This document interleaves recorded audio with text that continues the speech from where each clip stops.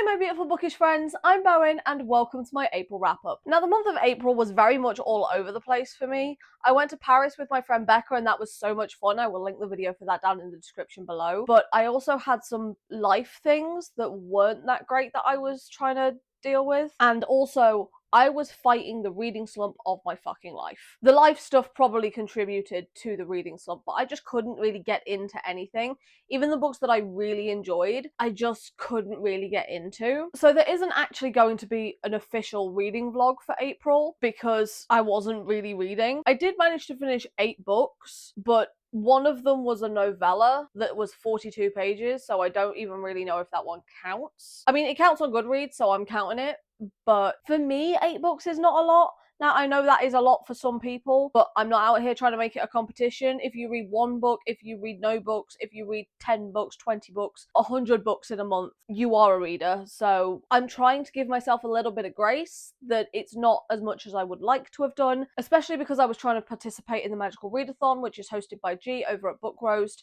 I try and participate in that one every single year. This year, I'm not going to lie, I have failed. Like, I've not failed because I didn't really pick a calling. I never have. I normally just try and hit every single prompt. But because there were 15 prompts and I only read 8 books, I didn't read as much as I wanted to. So I can still choose different callings. I just can't complete all of them. It's just kind of annoying, but it is what it is, and I've rambled on for this introduction for way too fucking long, and now we're going to get into the books that I read in the month of April. The first book that I read in April, I read in Paris, and that was Tentacles and Triathlons by Ashley Bennett. I gave this one a 4.25 and a 3 spice rating. I love Ashley Bennett's writing. Her books are so much fun. This book follows Cyrus, who's a kraken, and Reese, who is a human. And Reese ends up asking Cyrus to train him in the triathlon that he's participating in, because while he can do the cycling and the running section really well, the swim section is the one where he really struggles. So he's asked Cyrus to help train him. And Cyrus is just immediately besotted with Reese. It's so adorable. I love Cyrus so much. Reese does have a lot of prejudices when it comes to monsters that he overcomes through falling for Cyrus. And while I did really like Reese, Cyrus was absolutely the star of the show for this one. He was so sweet and so lovely and adorable and kind of hot. Shut up, don't judge me. Fine, judge me. I don't fucking care at this point. Cyrus was adorable and hot, and I don't care if he had tentacles. In fact, that might be a bonus. I don't know whether to take that back or not. Now I've said that out loud, I'm judging myself. But also, I kind of stand by what I said. Sometimes I worry about me. The smut was hot in this, okay? I don't know what to tell you. It just was. The next book I read this month was another monster romance, and that was Candy for My Alt Boss by Ava Ross. I gave this one a 4-star and a 1 spice rating. I am absolutely digging these contemporary monster romances at the minute. I love them so much. This was quite a lot of fun, but there was just something about it that just was a little bit off for me. Like, the conflict resolution, even for a monster romance, kind of felt unrealistic and flat. But I do love the writing style, and I do love how, like, sweet and adorable and fun it is. But monster and alien romances, as we know, help me when I'm in a bit of a reading slump. And this was just an easy one for me to fly through really quickly, and I had a good time with it. The next book I read was The Guest with the Claws by Ella Maven. I gave this book a 3.5.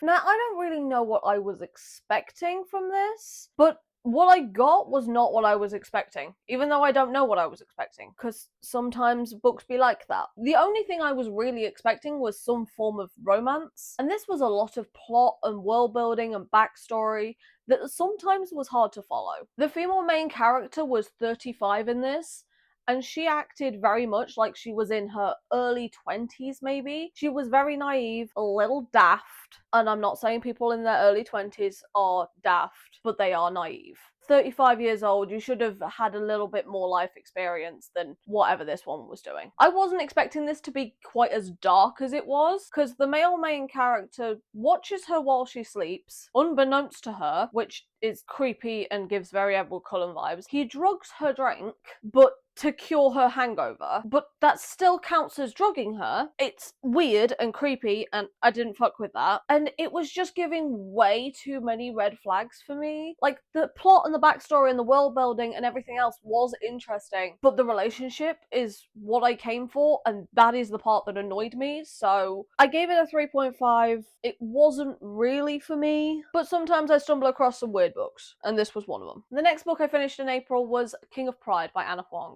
I gave this book a 2-star and a 3 spice rating. This is my second chance for Anna Huang after I gave Twisted Love 1.5.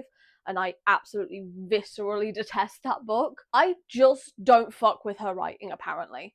I understand why the girlies love it. I really do. If you love Anna Huang's writing, I get it. It just doesn't work for me, and I can't really explain why. I was just really bored and unmotivated to pick this one up. The insta-love and the insta-attraction had no depth to it, really, and I feel like all of her male main characters in particular are exactly the fucking same. I think I'm done with this author, I really do. You love her, I love that for you.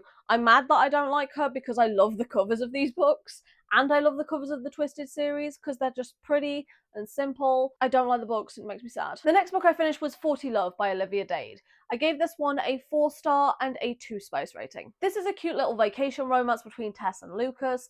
Tess is turning 40 and Lucas is 26. He is an ex-tennis star and she is an assistant principal, and it's their like holiday romance. And by holiday I mean vacation, I don't mean holiday as in like Christmas, Thanksgiving, anything like that. I love the meet cute between these two. She's having issues with her bikini, and when she's trying to readjust it, a wave comes and knocks her bikini top away, and she enlists the help of Lucas to come and save her because she doesn't want to be flashing people in front of all of these kids that are going to be around being an assistant principal. So she enlists the help of Lucas to help her discreetly get to safety. I absolutely adore Olivia Dade's writing. My issue with this one is 20-something emotionally mature men are the height of unrealistic to me. Maybe I'm a cynic. I'm definitely a cynic. But it just feels very, very far-fetched that a 20-something man is emotionally mature enough, having never been in a relationship before, to be able to handle someone with the type of baggage that Tess has. Maybe that's just a me problem. It's probably just a me problem, let's be honest. But this was so cute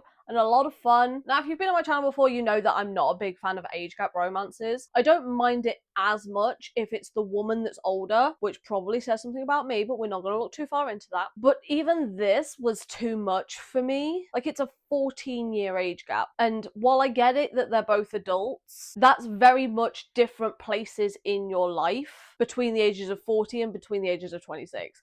Like, it just feels like too much for me. But I do love Olivia Dade's writing. I had a lot of fun with this. I love that she writes amazing plus-size characters. This was a lot of fun. The next book that I read in April was I Married a Dryad by Regina Abel. I gave this one a 2.75 and a 2 spice rating. I read book 1 in this series and I really did love it. But what I loved about book 1 is what I hated about this one. With this one, there was just so much plot and world building and backstory that I got bored. There wasn't enough about the relationship, it was all the plot and the world, and quite frankly, I just didn't really care anymore. Everything just kind of fell flat with this one, and I get that it's fated mates, but even that insta-love was just too much for me. This one just didn't do it for me, unfortunately. Next, I read Bad Case of Loving You by Kate Nolan. I gave this one a 2.25. I don't know why I bother with prequel novellas, honestly, because the majority of the ones that I pick up don't entice me to read the story that it's a prequel to, and honestly, it just feels like I wasted my time, even for the sake of 42 pages. And I have put myself through a lot of shit books, but these ones always feel almost worse about it. This one is a prequel to a series where I've read book 1. This is technically book 2.5. I have no interest in picking up the rest of this series. I find that her books seem to have this weird military propaganda undertone, and I don't know whether that's just the books that I read, but there's something about it that makes me deeply uncomfy. Honestly, I don't really have anything to say about this book. It was fine, but if it was that important, she'd have put it in the actual book anyway. I don't know why I read this. I was bored. And the last book that I read in April was The Housemaid by Frida McFadden. I gave this book a 3.5.